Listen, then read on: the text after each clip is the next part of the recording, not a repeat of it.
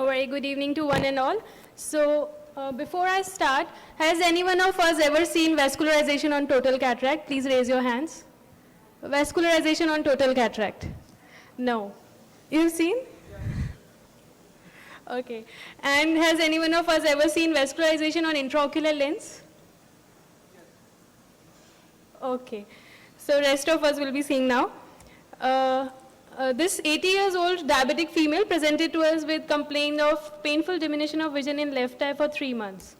Vision was projection of rays inaccurate. It was a pseudophakic eye. IOP was 60 millimeter of mercury. There was neovascularization in all angles, resulting in secondary angle closure. And this is the fundus image of left eye. It is showing ischemic CRVO. There are tortuous veins, hemorrhages, and ghost vessels. Also, there is glaucomatous cupping and splinter hemorrhages.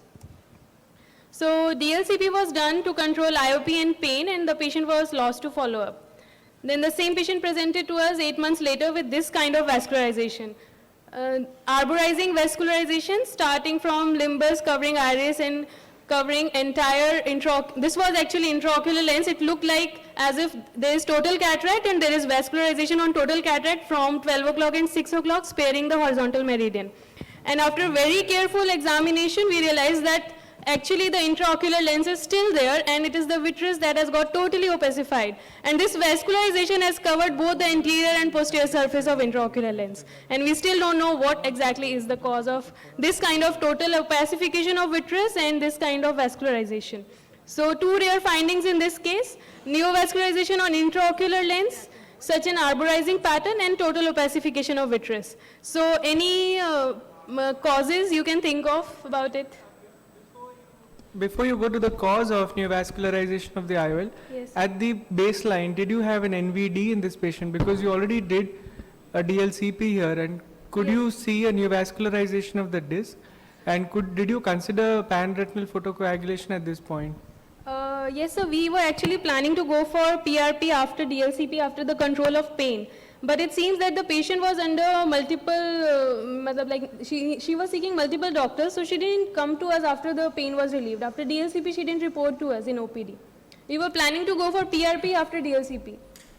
But she didn't report to us. Typically, in these patients, PRP should be done as soon as possible. Yeah, yeah. Because I think you could have prevented, the neovascularization. Yes, sir. Neovascularization simply can happen in patients with significant posterior capsular opacification, because it's just a it provides a scaffold for the neovascular processes to grow. So I don't think there's anything unusual in that, but probably the PRP here would have been, helpful. Okay, sir. But actually, intraocular lens neovascularization and total opacified vitreous is something that is very rare to see.